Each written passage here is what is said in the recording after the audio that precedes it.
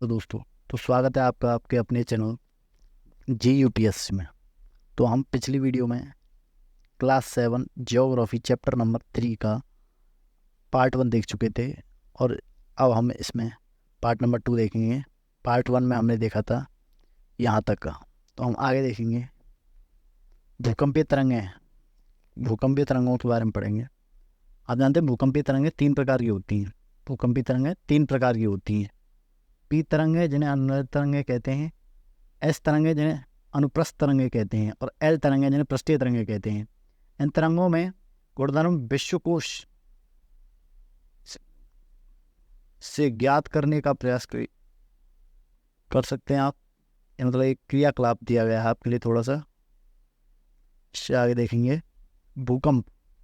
भूकंप की भविष्यवाणी संभव नहीं है। भूकंप जो है ना, उसकी भविष्यवाणी करना संभव नहीं है, लेकिन यदि हम पहले से तैयार हों तो इसके प्रभाव को निश्चित रूप से कम किया जा सकता है। स्थानीय लोग कुछ सामान्य तरीकों से भूकंप की संभावना का अनुमान लगाते हैं, जैसे जानवरों के व्यवहार का अध्ययन, तालाबों में मछलियों की उत्तेजना, सांपों का धरातल पर आना इत्यादि। इसके बाद देखेंगे हम भूकंप का मापन। भूकंप का मापन एक यंत्र द्वारा किया जाता है जिसे भूकंपलेखी कहते हैं। भूकंप की तीव्रता रिएक्टर स्केल में मापी जाती है। जिस भूकंप की तीव्रता 0.2 अथवा इससे कम होती है, उसका प्रभाव नहीं के बराबर होता है, मतलब ना के बराबर उसका प्रभाव पड़ता है, उसका कोई प्रभाव नहीं पड़ता, जिसकी तीव्रता 0.2 के बराबर होती है। और जिस भूकंप की तीव्रता 0.5 होती है, वह वस्तुओं के गिरने में से क्षति पहुंचा सकता है। और जिस भूकंप की तीव्रता 0.6 होती है, जिस भूकंप की तीव्रता 0.6 होती है, 0.6 या उससे अधिक होती है, वह बहुत शक्तिशाली भूकंप होता है। और जिसकी तीव्रता 7 या उससे अधिक होती है, वह सर्वाधिक शक्तिशाली भूकंप होता है। भूकंप से बचाव की तैयारी। भूकंप के दौरान यहाँ आश्रय लें, मतलब भूकंप के दौरान आपको कहाँ, किस जगह पर आश्रय लेना चाहिए, कहाँ पर बचना चाहिए, उसके बारे में बताएंगे। सुरक्षित स्थान, रसोई के काउंटर या मेज के नीचे। रसोई के काउंटर या मेज के नीचे, रसोई में जो काउंटर होता है उसके या मेज के नीचे आप बैठ सकते हो। दीवार के अंदरूनी कोने में इनसे दूर रहें। दूर किन किन चीज़ों से रहना है, अब देखेंगे आप। वो तो हो गया कहाँ पर बचना है, अब देखेंगे दूर किन किन चीज़ों से रहना है। आग वाले स्थान से, आग वाले स्थान से दूर रहें। चिमनी के आसपास वाले स्थान से, टूट सकने वाली खिड़कियों, दर्पण और तस्वीर फ्रेम से, ठीक है, इनसे दूर रहना है। और पहले से तैयार रहें। अपने दोस्तों और पारिवारिक सदस्यों के बीच जागरूकता फैलाएं, और आपदा का सामना विश्वास से करें, मतलब धैर्य रखें, विश्वास रखें, अपने मतलब दिमाग को स्थिर रखें। ये रिएक्टर स्केल का ये चित्र दे रखा है। ये रिएक्टर स्केल आपका, इससे मापा जाता है भूकंप। आगे देखते हैं मुख्य स्थलाकृतियाँ।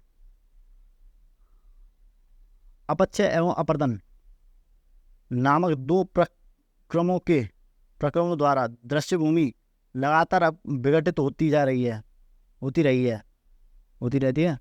पृथ्वी की सतह पर सेलों के टूटने से अपक्षय की क्रिया होती है, और पृथ्वी की सतह पर जब सेल टूट जाती है तो अपक्षय की क्रिया हो जाती है। भूदृश्य पर जल, पवन और हिम और जैसे विभिन्न घटकों के द्वारा होने वाले क्षय को अपर्दन कहते हैं। तो अपर्दन क्या होता है? पृथ्वी पर जल, पवन और हिम जैसे घटकों के द्वारा होने वाला मिट्टी का अपर्दन को, मिट्टी के कटाव को अपर्दन कहते हैं हम। वायु जल द्वारा अपर्दित पदार्थ को एक स्थान से दूसरे स्थान पर ले जाती है, फलस्वरूप एक स्थान पर निक्षेपित करते हैं। अपर्दन एवं निक्षेपण पृथ्वी की धरातल पर विभिन्न स्थलाकृतियों का निर्माण करते हैं। नदी के कार्य के बारे में बात करेंगे हम। नदी के कार्य, जब नदी किसी खड़े डाल वाले स्थान से अत्यधिक कठोर शैल या खड़े डाल वाली घाटी से गिरती है तो वह जलप्रपात का निर्माण करती है। जलप्रपात क्या होता है देखें। विश्व में हजारों छोटे छोटे जलप्रपात हैं। सबसे ऊंचा जलप्रपात दक्षिण अमेरिका का वेनेजुएला का एंजल जलप्रपात, मतलब जो एंजल जलप्रपात है वो सबसे बड़ा, विश्व का सबसे बड़ा जलप्रपात है।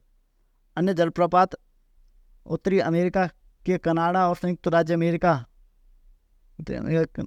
अमेरिका की सीमा पर स्थित नियाग्रा जलप्रपात, एक हो जाता है नियाग्रा जलप्रपात, और अफ्रीका के जाम्बिया और जिम्बाब्वे की सीमा पर स्थित विक्टोरिया जलप्रपात। ठीक है, ये आप याद कर सकते हैं इनको। देखिए जलप्रपात, कठोर शैल जल की इस प्रकार से, मतलब एक जलप्रपात के नीचे जो लेयर्स होती हैं इन सभी के बारे में बताया गया है। यहाँ पर आप चित्र को देख सकते हैं। इसको जलप्रपात कुछ ऐसे, नियाग्रा जलप्रपात के फोटो है, इसको देख सकते हैं। जब नदी मैदानी क्षेत्र में प्रवेश करती है, जब नदी मैदानी क्षेत्र में प्रवेश करती है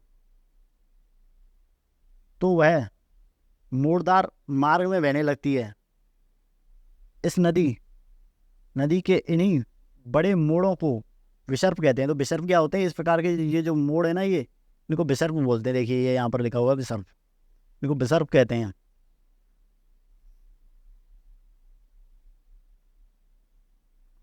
विसर्प कहते हैं। समय के साथ विसर्प लूप नदी में से कट जाते हैं और इससे अलग झील बनाते हैं, जिसे चाप झील कहते हैं। जो चाप झील का ये एग्जाम्पल। बाढ़ के कारण नदी के तटों के निकटवर्ती क्षेत्रों में महीन मिट्टी व अन्य पदार्थों का निक्षेपण करती है। ऐसी मिट्टी और पदार्थों को अवसाद कहते हैं। नदी के द्वारा लाए गए अवसाद कहलाते हैं ऐसी चीजें। तटबंध, नदी के उत्थित तटों को तटबंध कहते हैं। समुद्र तक पहुंचते पहुंचते नदी का प्रवाह धीमा हो जाता है और नदी अनेक धाराओं में विभाजित हो जाती है। जिसको वितरिका कहते हैं। वितरिका इस प्रकार की होती हैं, जैसे कि वितरिकाओं की से ही वो बनता है डेल्टा। विश्व का सबसे बड़ा डेल्टा है सुंदरबन डेल्टा।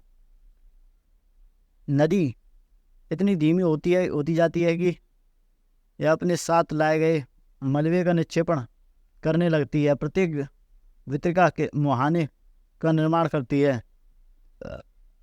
सभी मुहानों के अवसादों के संग्रह से डेल्टा का निर्माण होता है। डेल्टा का निर्माण ऐसे होता है, ठीक है ना। विश्व की कुछ नदियों नाम ढूंढ सकते हैं आप, ये आपके लिए। अब देखेंगे हम समुद्री तरंगों के कार्य। आगे है समुद्री तरंगों के कार्य। हम देखेंगे समुद्री तरंगों के क्या क्या कार्य होते हैं।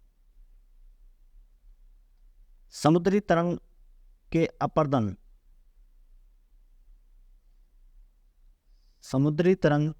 अपर्दन, और निक्षेपण तटीय स्थलाकृतियां बनाते हैं।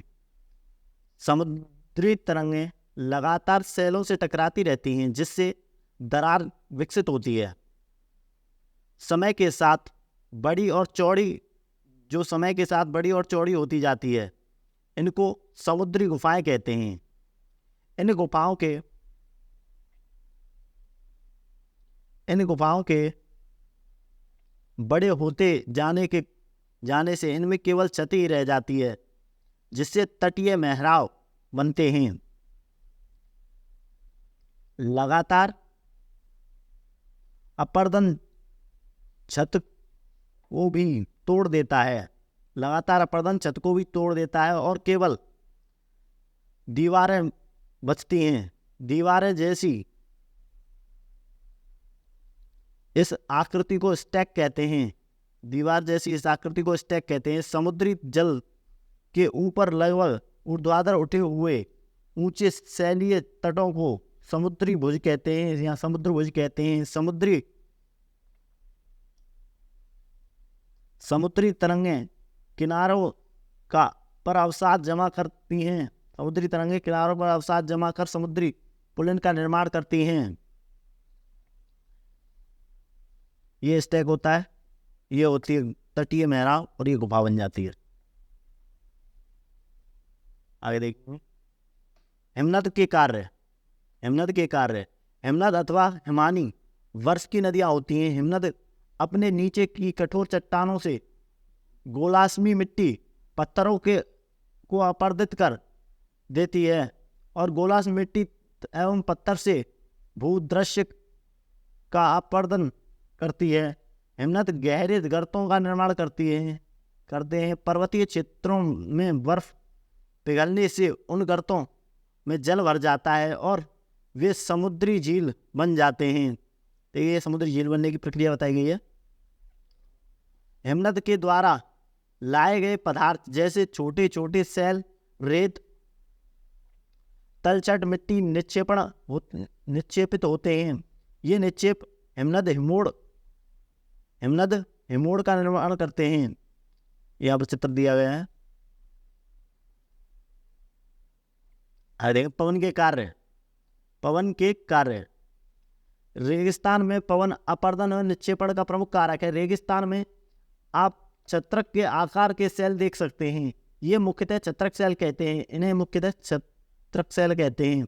पवन सेल के ऊपरी भाग की अपेक्षा निचले भाग को आसानी से काटती है, इसलिए ऐसी सेलों का आकार संकीर्ण व शीर्ष विस्तृत होता है। पवन चलने पर यह अपने साथ रेत एक स्थान से दूसरे स्थान पर पहुंचाती हैं। जब पवन का बहाव रुकता है तो यह रेत गिरकर छोटी पहाड़ी बनाती है। इसे बालू टिब्बा कहते हैं। जब बालू टिब्बा कण महीन और हल्के होते हैं तो वायु उनको उठाकर अत्यधिक दूर ले जा सकती है। जब बालू कण विस्तृत क्षेत्र में निक्षेपित हो जाते हैं तो ये लोएस कहलाते हैं। चीन में विशाल लोएस निक्षेप पाए जाते हैं। तो ये था आज का चैप्टर। Thank you.